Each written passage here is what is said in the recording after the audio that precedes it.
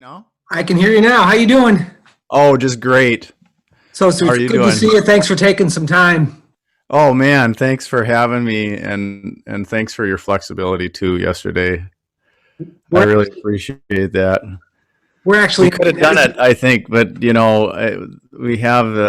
invited some kids over to swim. We actually have a pool in the backyard, and I was just afraid of the noise. And anyway, yeah. So thanks a lot.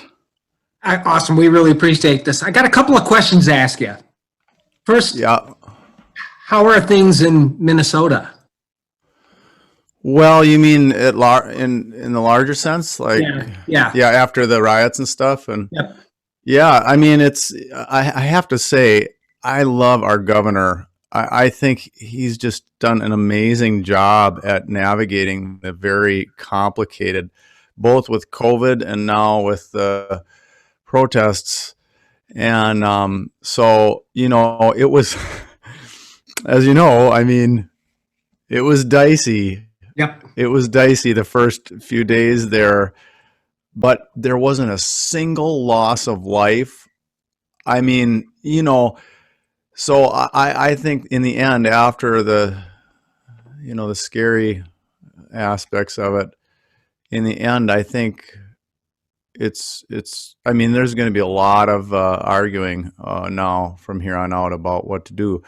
However, I think it was in the end, it worked out pretty well. And even as tragic as this George Floyd business is, wow! I mean, the momentum of the conversation is just breathtaking, isn't it? Like you Sure. see, I mean, NASCAR, saying they're not going to have Confederate flags. I mean, oh my gosh, and NFL saying we were wrong about the protests, and I mean, the list is getting longer about people who are like really sort of doing the right thing, I think. Yep, that's great.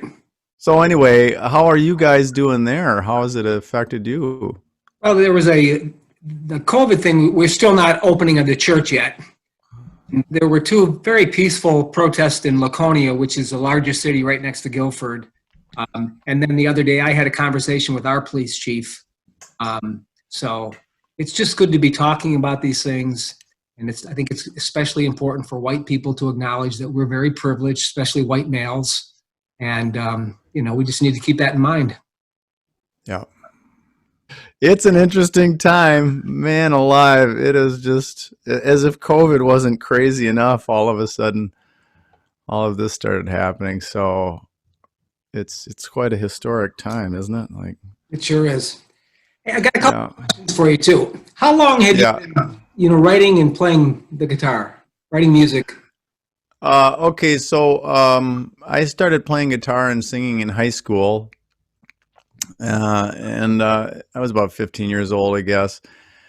And well, I didn't have music in my family growing up, at least not any musical instruments. We didn't have a piano or anything. So it took me a while to kind of sort of discover my ear for music.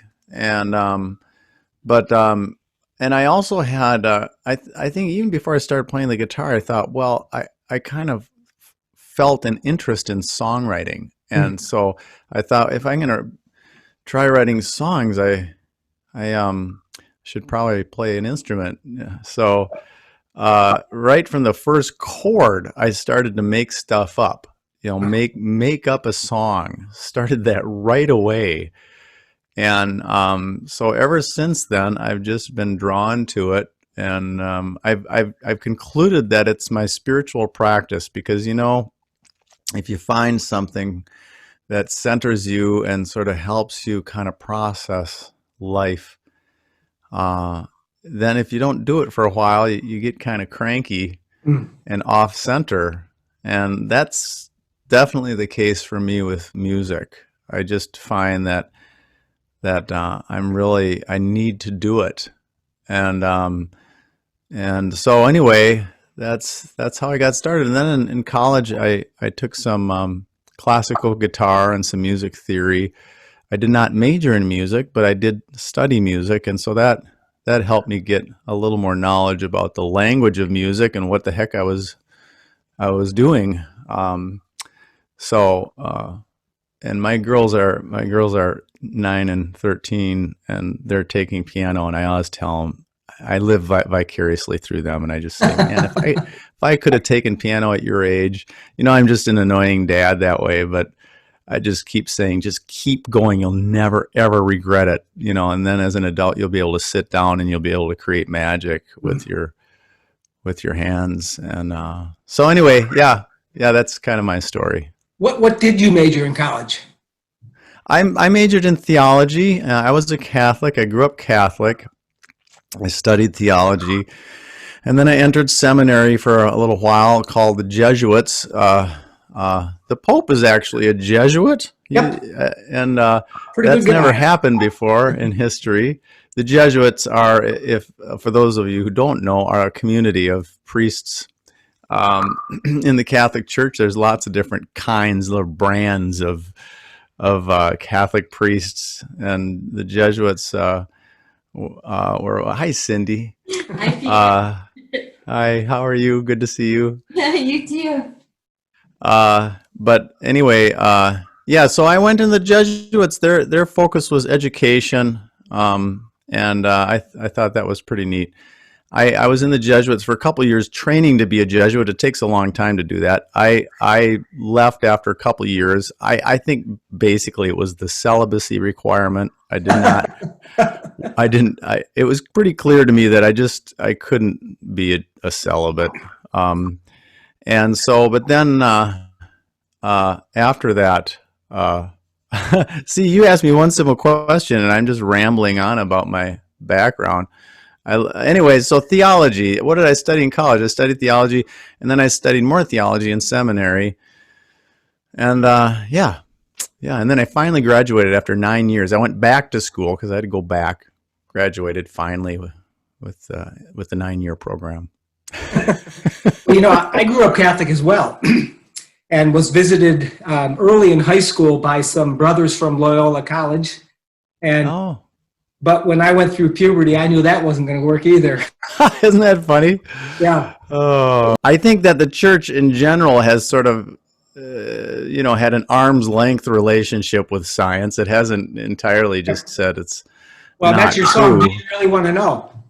Yeah, right. Exactly. Sometimes people of faith, if you will, sort of begrudgingly come to empirical knowledge because there's so much evidence that eventually it's like, well, okay, so I guess we have to accept this. But on the other hand, I'm interested in, well, what happens when not only do we accept knowledge, especially if it's an important discovery about the nature of who we are and all that, like evolution, for example, instead of either begrudgingly accepting evolution, that perhaps you could argue that's what the Catholic Church's stance is. They don't say it's not true. However, they don't necessarily incorporate it into their understanding of what it is to be a human being. And I think it's wonderful if not only you can accept it, but embrace it and say, my gosh, this is my story. This is my sacred story. I am connected to all of life, and evolution is the mechanism by which we are all here.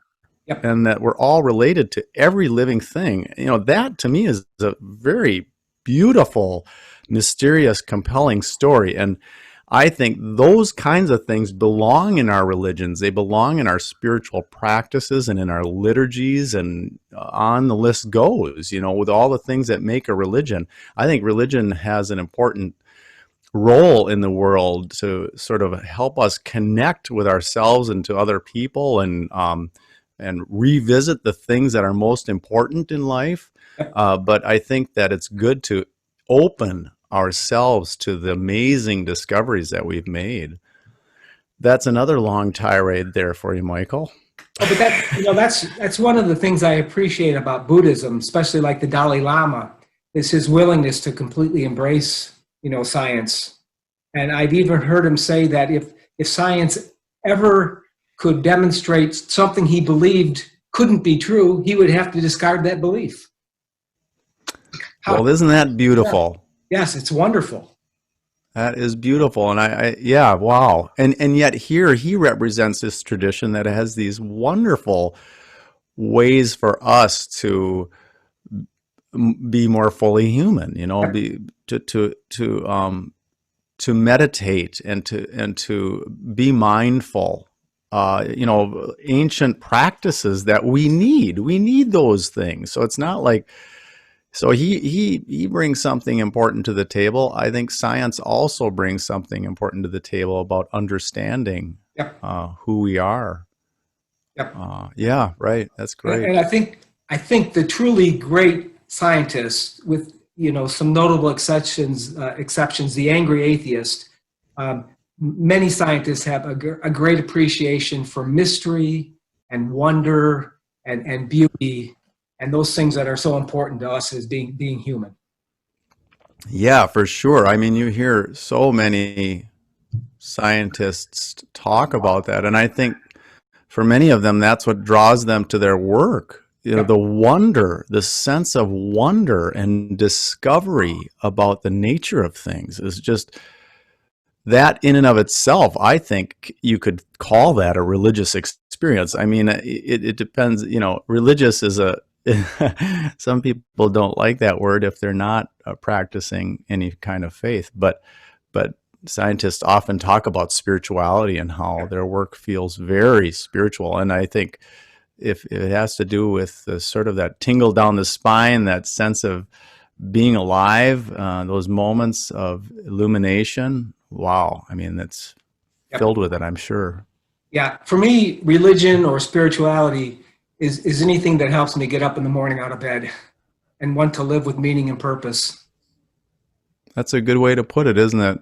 Mm. And sort of maybe that touchstone, I know for me too, is sort of that touchstone coming back to what's important, because I think we all need, like you said, that reason to get out of bed, or the sort of way to guide us and make it a good day. And all of us being human, being creatures, we're all susceptible to some of the more primitive instincts of who we are, Yep.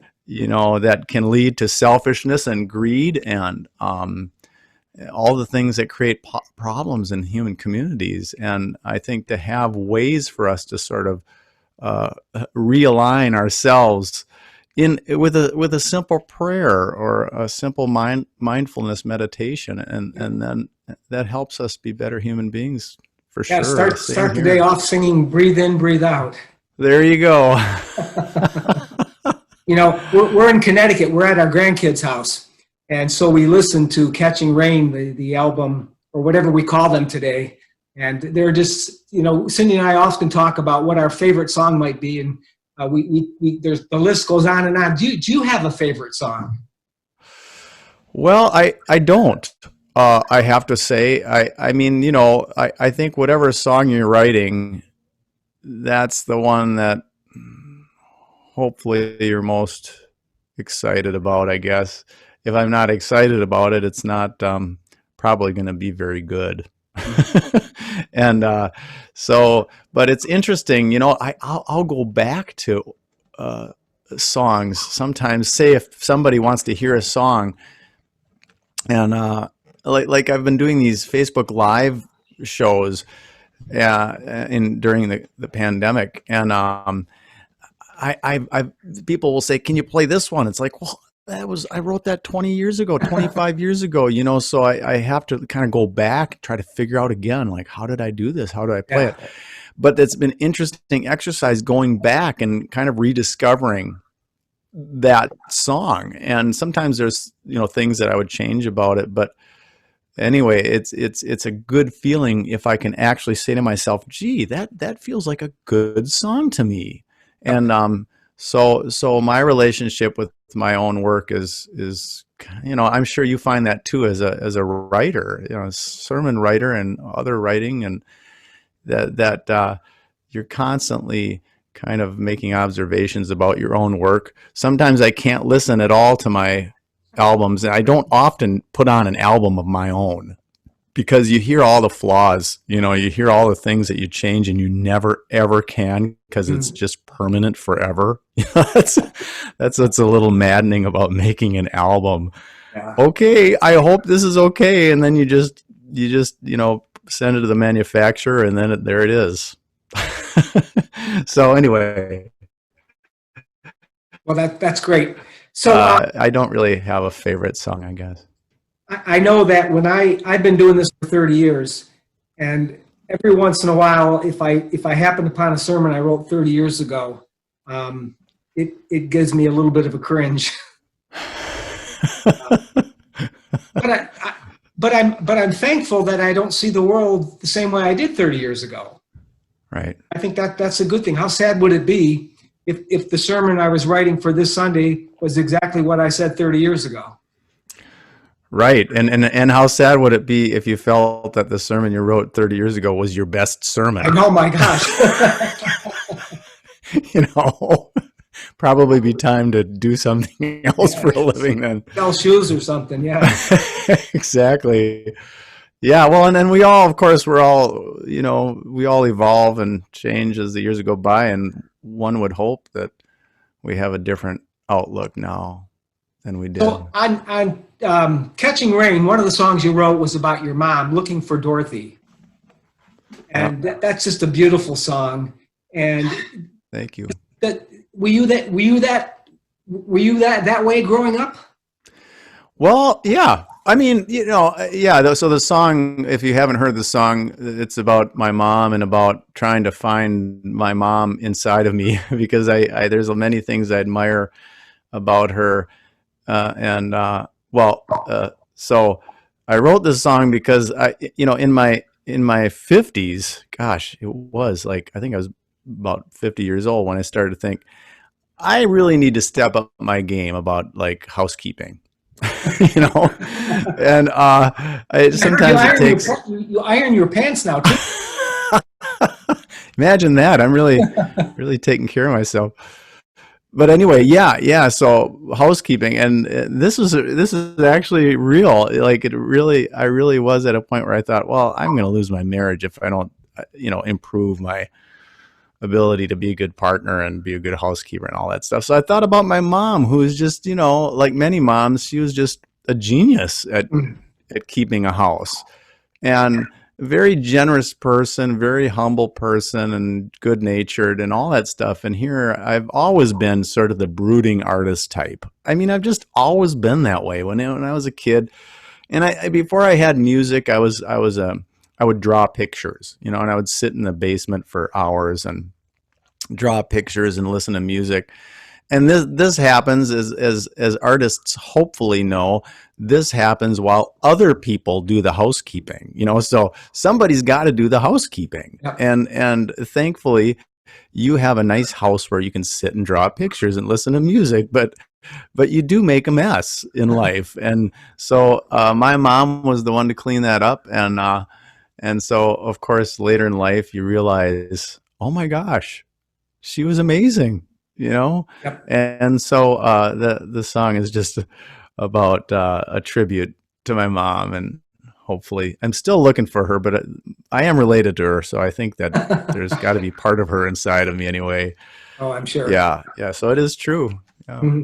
So I initially asked you to do 4 songs that we're going to use in a worship service. We haven't been doing live things. We've been kind of piecing things together. So we're going to, as a prelude, do Singing a Song, which is just a beautiful song about the power of music and how much more powerful music is than the spoken word. I've never gone into a nursing home and have someone recite a sermon to me, but they might be singing Amazing Grace or How Great Thou Art or something like that. Music has, and I think Augustine said to sing is to pray twice or something like that. So, and then one of the songs you're most probably well known for in the Unitarian hymnal, we've used it in our service, Blue Boat Home. So we'll use that as an opening hymn. And then I think the Justice Choir is one of Cindy's favorite songs off your most recent album. And then at another concert I happened to watch, You did just a song that I think is really important for our country and our world right now. And I'm not even sure what the name of it is, but I think it begins, It's why? called America. America. Yeah. Thank Yeah. you. And then this Sunday, I initially asked you for those four. This Sunday is our Children's Day, so I thought a fun song like Dr. Seuss might make a lot of us put a big smile on our face. So I don't know what the best. Sounds wonderful. You just do whatever, and we'll work out, the cutting and pasting from our end. That's perfect. In that case, I might do them according to tuning, because that's Perfect. often the thing that And is a big consideration for me. how are your fingernails? We just want to make sure the fingernails are okay. Oh, you're so kind to ask, Michael. Not many people ask me that. Hey, Pete, good to see you. How are your fingernails? But I often joke with people, but it's kind of true that you do, at least in my case, as an acoustic guitar player who does use my fingernails, you need those fingernails. Yeah. And I tell people the story about one of the first dates I ever went on with my wife. I broke my thumbnail. We were bowling, and I was pretty upset. And I'm surprised that she stuck with me, after that business. So anyway, so I'm going to do a little sound check now, Michael, and I want you to kind of, I'm only going into one mic, and so I want to position this mic in such a way where it picks up my guitar enough. Perfect. That feels pretty good right there. Yep. Does that sound pretty good? Sounds great. So here's a song, America. Love it. And for me, this song is, we have a very imperfect world, imperfect country, and I think that the recent protests in the wake of George Floyd's killing illustrate that. We have a long ways to go, and it will probably always be struggling for fairness for people. But, I, as many of us, grew up in this country with a story about what America is and what America stands for. And we have, in that story are also aspects of it. America, as I've heard said, America wasn't America for everyone, and still isn't. So the way we describe ourselves as land of the free. But there was a beautiful story that I did grow up with, and these lyrics kind of come out of that story, and I feel like that story of America, I've been baffled in recent years, thinking it's almost seems to have gone away. So here's a story or a song called America.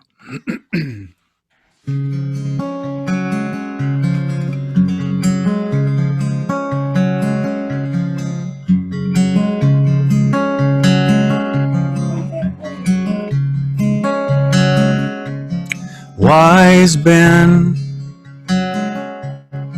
Franklin, kind Clara Barton,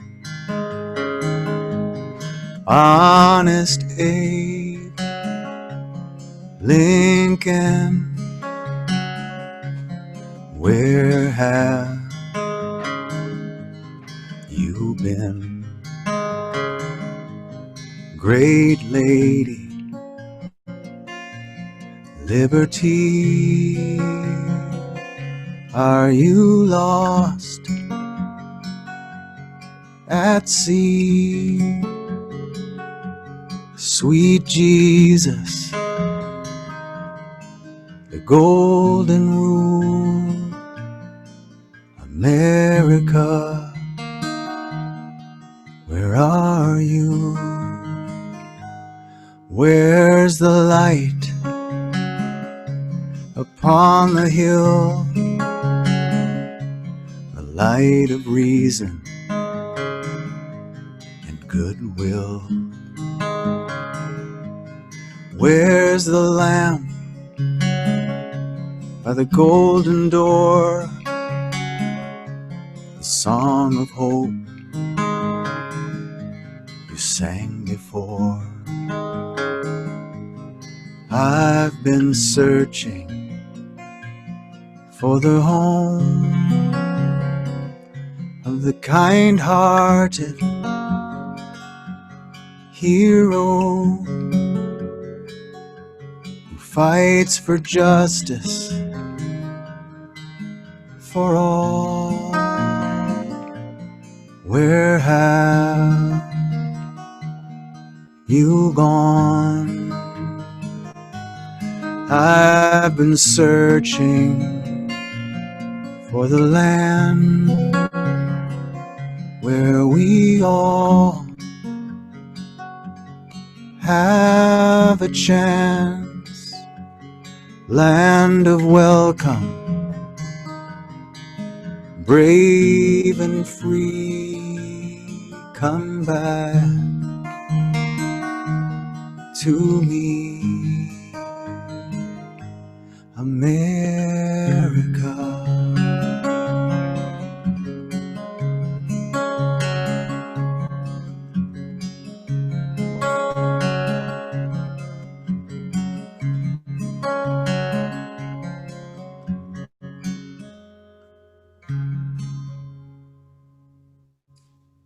Beautiful. Beautiful. I do this. Excuse me. I do this song a cappella, and this is actually, for whatever it's worth, there's a wonderful woman named Abby Bettinas who inspired this song after the Women's March. A couple of years ago, she was wondering, where's the singing? You know, she was marching with everybody, and you know, you kind of want songs to sing during a protest, and it's just a long tradition of protests. You know, people kind of need a song to rally around, and she found that it seemed to her that there weren't people singing. So she thought, well, I think I'd like to start an organization called Justice Choir. She herself is a composer. And she said, she did. She started this organization, which is just a call out to anybody who's a songwriter, composer, to write a song for conscientious protesting and make it available through this organization. So it's called Justice Choir. And I thought, what a great name. And I thought, gosh, I'll write a song for you, and I'd like to call it Justice Choir. So the choir is the metaphor in this song, and we are the singers. All right. So I'm going to beat on my guitar a little bit here just to kind of give us a rhythm.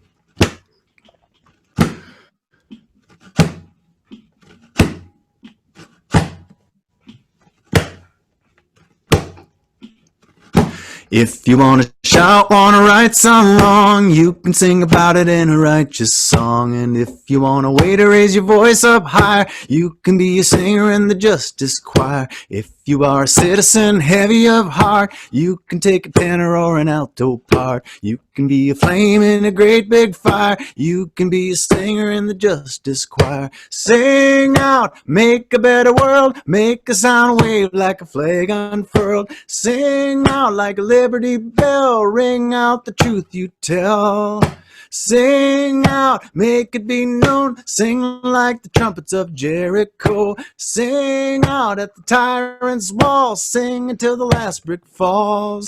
Sing about courage in the face of fear, sing about light when the darkness nears. Sing about truth to the shameless liar, sing about freedom in the Justice Choir. Sing about the weak in the halls of power, sing about the earth in a desperate hour. Sing about the poor when and the rich conspire. Sing about love in the justice choir. Sing out, make a better world, make a sound wave like a flag unfurled. Sing out like a liberty bell, ring out the truth you tell.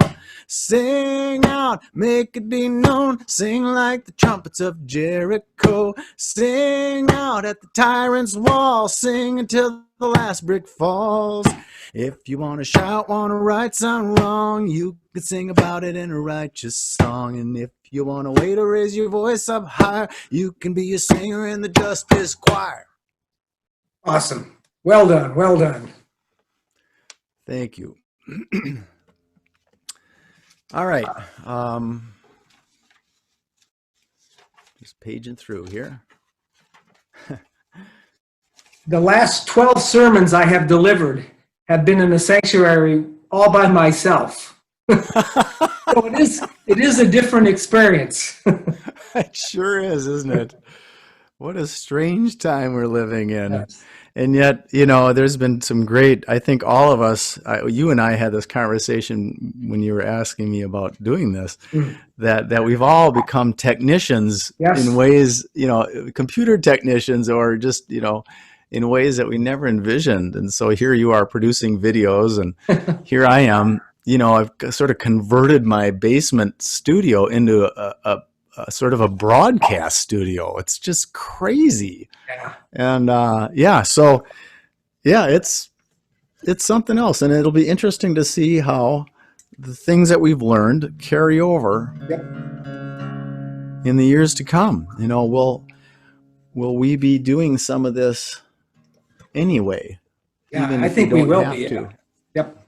I think we will be too. I kind of hope so, because here I am doing shows occasionally from home, and you know what? I'm not burning up any fossil fuel doing it. Yep. I mean, other than the power it takes to run my computer, which is unfortunately created by coal in Stillwater. but anyway, yeah. And I don't have to leave my family. It's amazing. Thank you. Still had the frog in my throat, but daggone it, you know. Is it Kermit? Yeah, it's Kermit. Hey, everybody. I used to do, that reminds me, I used to do a Why are there so many songs about rainbows? You know that song? Yes. From Sesame Street? I don't know, Kermit, I don't know if that's a Sesame Street thing or if that was a Muppets thing, but same family, you know. Okay, so we did Justice Choir America, and Singing a Song we still have. Yep. And what was the other one, Michael? Forgive Blue me. Boat. Blue Boat Home, yeah. All right, I'll do Blue Boat first, Okay. because that is in the same tuning as this one.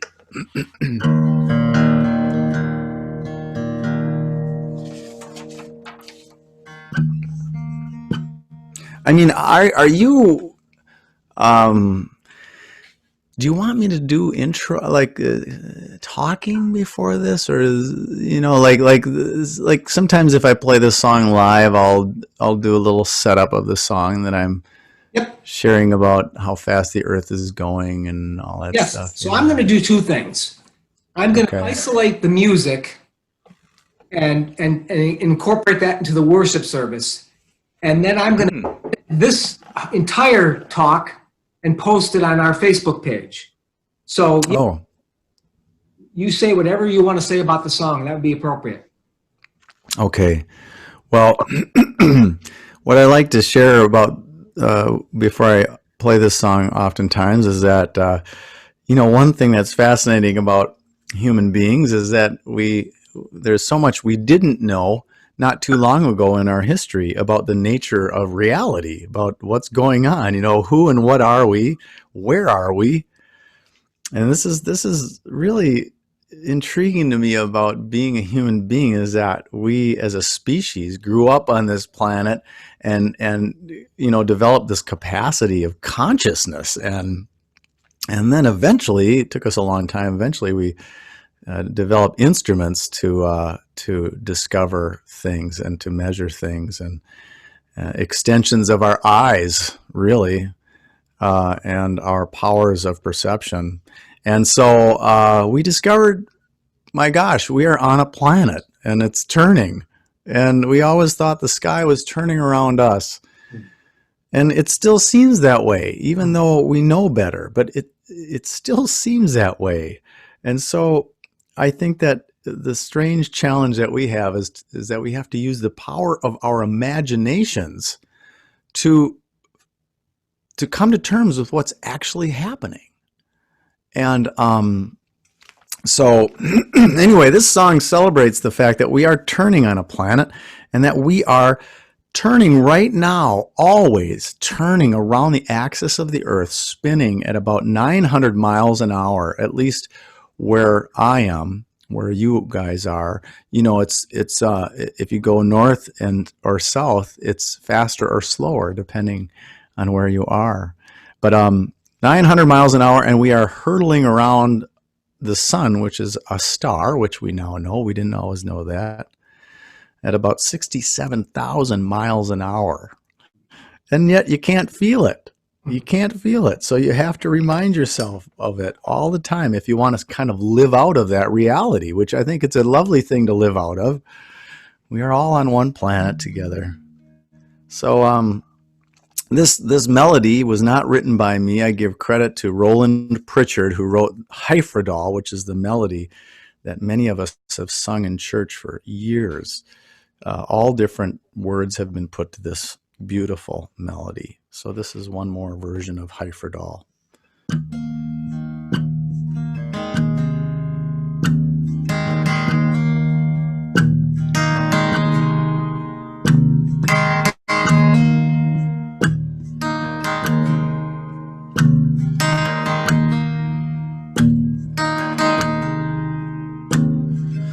Though below me I feel no motion, standing on these mountains and plains, far away from the rolling ocean, still my dry land heart can say, I've been sailing all my life now. Never harbor or port have I known.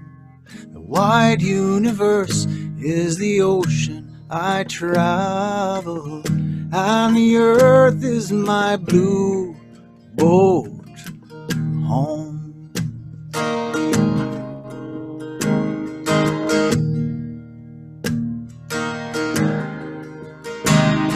Sun, my sail, and moon, my rudder, as I ply the starry sea, leaning over the edge in wonder, casting questions into the deep, drifting here with my ship's companions, all we kindred pilgrim souls, making our way by the lights of the heavens in our beautiful blue boat home.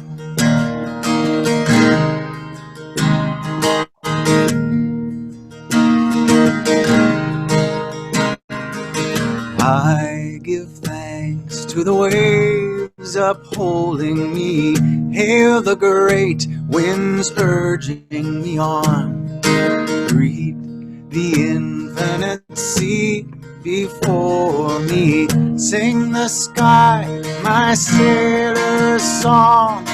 I was born upon the fathoms, never harbor or port have I known.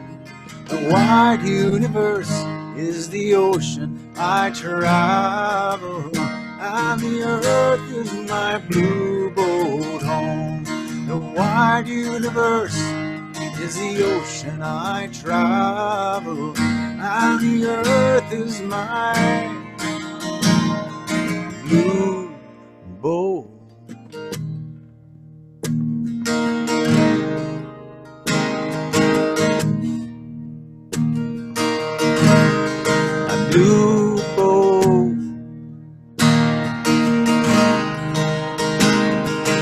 home.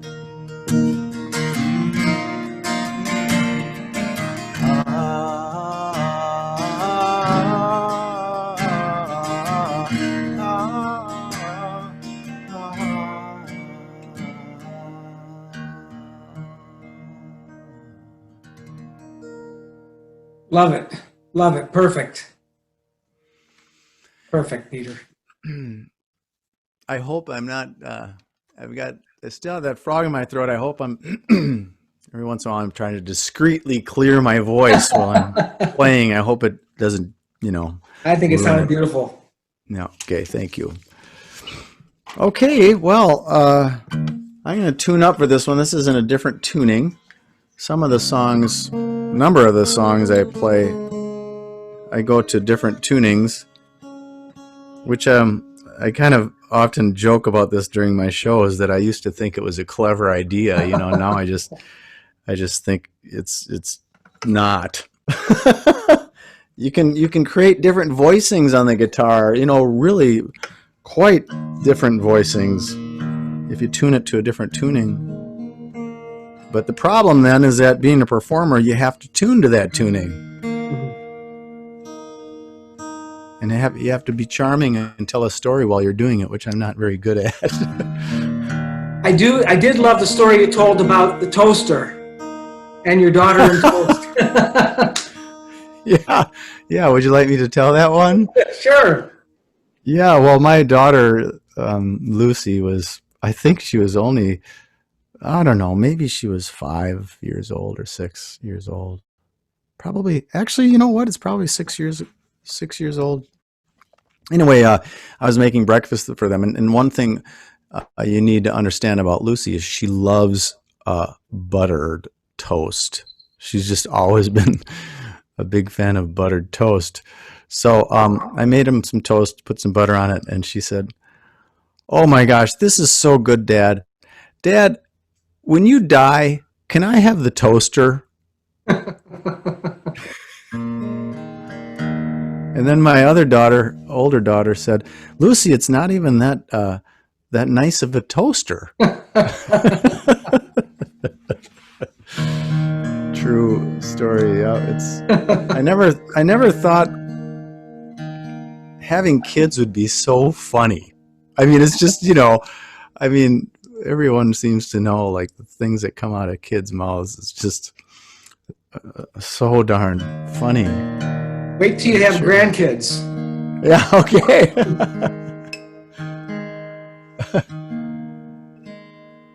I hope I can wait for that.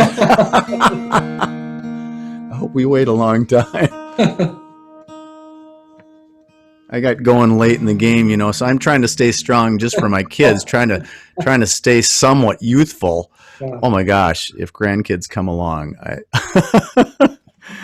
yeah, that'll be an interesting challenge.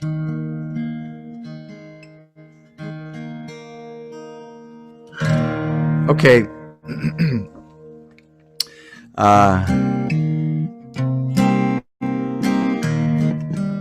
Okay. I'm just going to review here. Bear with me.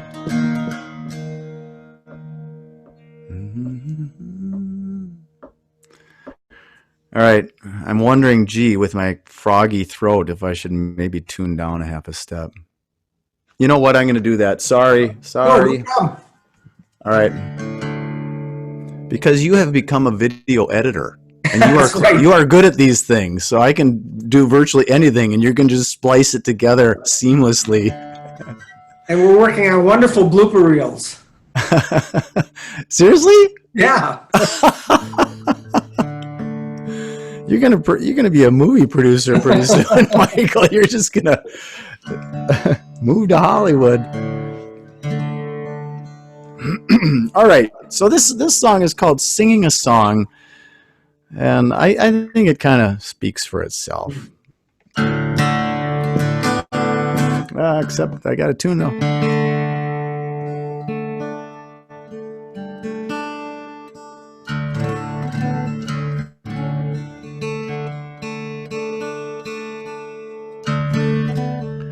Okay, all right. This is where a good performer would tell another story. But Well, you're I a great can't really. performer. That's the difference.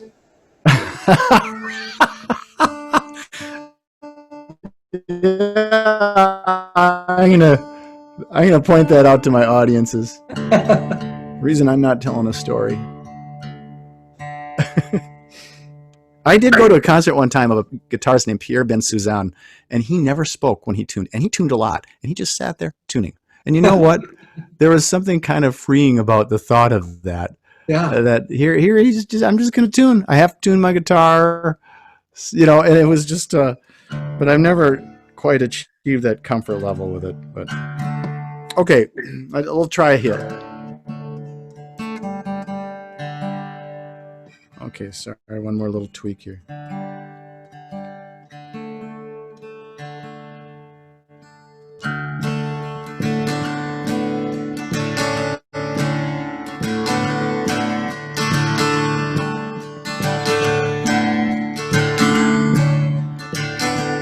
We know this river always keeps flowing.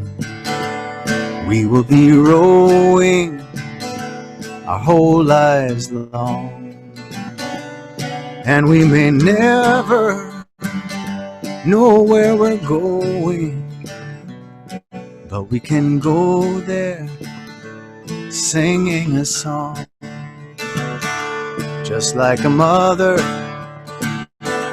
to a child she's holding, just like a soldier marching along,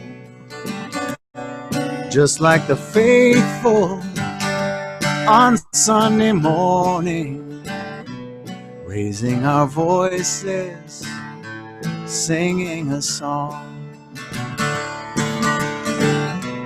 Eyes will shine but not as bright, arms will hold but not as tight, when a word is only spoken.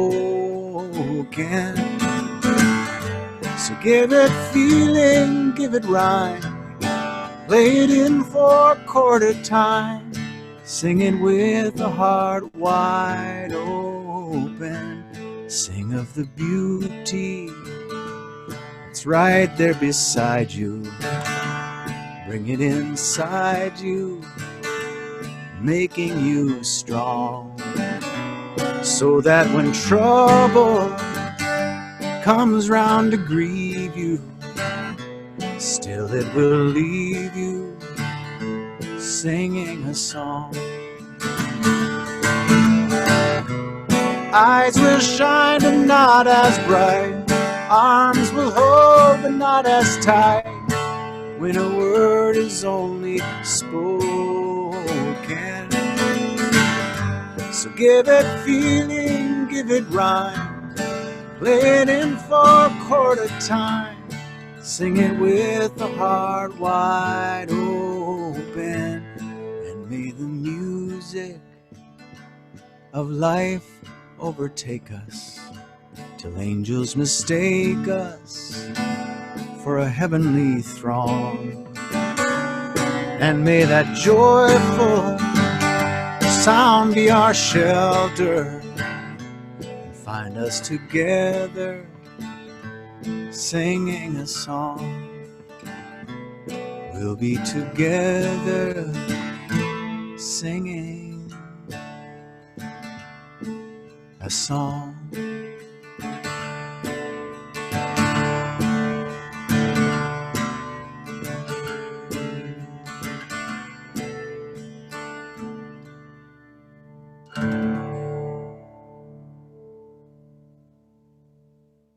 I love it. And I am so aware that eyes will shine but not as bright, arms will hold but not as tight, when a word is only spoken. Peter, your music has touched my life in just phenomenal, incredible, unbelievable ways. And I'm grateful. I think that you are a gift. And I so appreciate, what you're doing. And I am grateful that you spent the hour with us here. I know my church and our Facebook community will really be grateful. And I hope if we're not able to have you back sooner rather than later, that we might be able to do another thing like this. Oh my gosh. Well, thank you for your very kind words, Michael, and for having me and for your support through the years.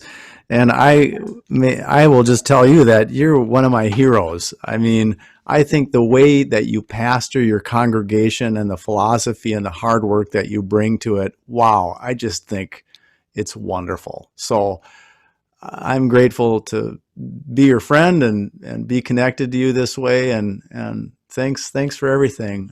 I sure appreciate it. Thank you. And are you working, you must be working on an album because you've got some new songs that we've not heard on albums. Yeah, well, you know what? I have a bunch of songs that I'm trying to record, but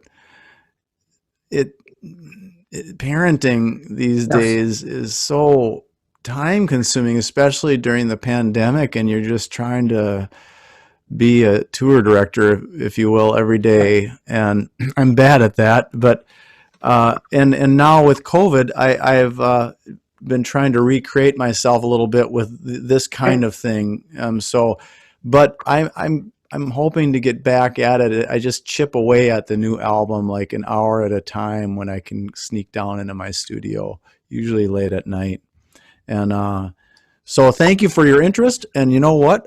It's going to happen. It's just going to take a while longer. Well, So, you know, yeah. the three songs that I have heard is America, that's not published yet. And Yeah. the Greyhound song that you did in our church and other places I've heard. I love that song. And then I love the song about the two science evangelists who show up. Oh yeah, yeah, That's a wonderful song. Would that Story it of the be true? universe. Would that it be true? Yeah. The story. Yeah, that people go door to door. People are going door to door and telling the story of the universe as science describes it. Yeah. The 5/4 beat didn't bother me at all. Yeah. Okay. Yeah. Sometimes it's a little tough for me to kind of stay with it. But thanks. I'm excited about the new material. I mean, yeah, so I'm excited for whenever the heck this album gets done. Awesome. Well, I'll let you get back to your kids and to Beth, and we just wish you the best, Peter. You too, Michael. Thanks for everything, and thanks. Give my love to Cindy, and I just hope you all carry on and find some good time this summer to enjoy Awesome. You too. Thanks so much, Peter. it. Okay, take Bye-bye. care. Bye-bye.